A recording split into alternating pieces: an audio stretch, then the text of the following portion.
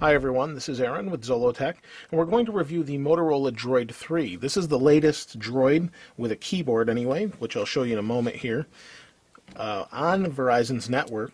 And it seems like not too long ago the Droid 2 Global just came out, but now they have the Droid 3. And the Droid 3 improves on the Droid 2 by adding a larger 4-inch screen with a 540 by 960 pixel resolution.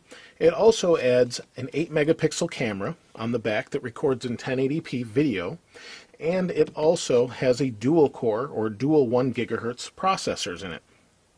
This basically brings the phone up to a very fast pace, and it also has a 512 megabytes of RAM along with 16 gigabytes of internal storage. So it's pretty much a really high-end phone as far as its specs are concerned. Overall, the phone looks nice. It's pretty thin considering that it's got a QWERTY keyboard. We have a HDMI and micro USB port on the side here. On the top we have our normal sleep-wake button along with a 3.5 millimeter headphone jack. On this side we have our volume rocker. On the bottom, on the front we really don't have anything, but kind of on the bottom, on the back, we have our speaker and our microphone. And then if we slide it open, we have our keyboard. We also have a forward-facing VGA camera that is 0.3 megapixels or VGA. That's right here in this corner. As you can see, it just went to sleep. It has a neat animation when it does that. Let me turn it on. If I turn it back off, really kind of neat animation. One of the things that I really like about this phone, just like any other Motorola, is it's really solid. It's all metal here. Surprisingly, though, compared to the other Droids, this back is plastic, which isn't a bad thing. It makes it feel like you're not going to scratch it. It keeps it lightweight. Not a big deal. As you can see, we have our global SIM card here, and we have our battery. The battery's good for a good day of regular use. If you get into playing games, that sort of thing, you're going to run out the battery pretty quick, just like any other smartphone. But the phone itself is very nice, is running Android 2.3 Gingerbread, and supports Flash as you'd expect with a Droid phone. Overall, I think it's a pretty good phone, and has your normal things like Bluetooth and GPS and wireless BGN support. Let's go ahead and take a look at the phone itself. Pop this back in here. And as you can see, there's no SIM card here. It has 16 gigs RAM storage or internally, and then you can add up to a 32 gig card. You've got plenty of storage there. Let's go ahead and turn it on. Slide to open. And it has a newer interface in it that is really nice. If you saw the unboxing video, what we do is we slide, and things kind of come in at an angle, if you can see that here. These are our contacts we can add. I haven't added any, but you can see there's some nice animations, and due to that dual-core processor, it's really quite fast. Let's go ahead and zoom in here a little bit. So as you can see, we have the normal browser and email. Everything's square now. Slide to the side. These are all the default settings.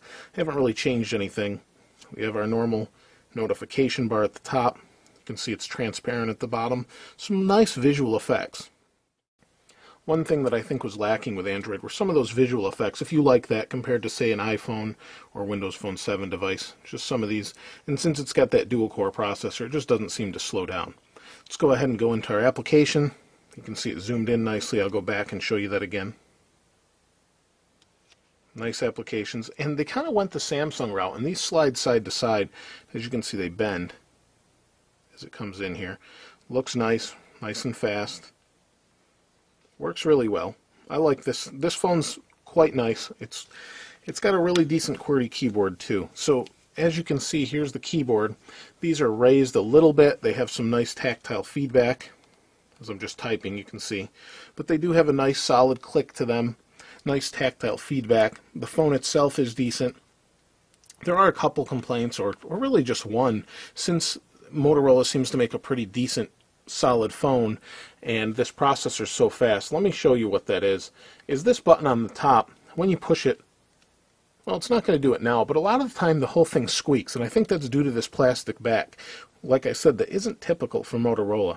But overall, though, I think the phone is really nice. I don't know that there's a whole lot more to go into with this phone, other than it's got a new UI. It's really fast. It's Android. And the phone is solid as ever, just from, other than this plastic back, from Motorola. I do like the plastic back in some ways, though, because if it gets scratched, it's easily replaced, and it's not too expensive of a part. But overall, feels good in the hand.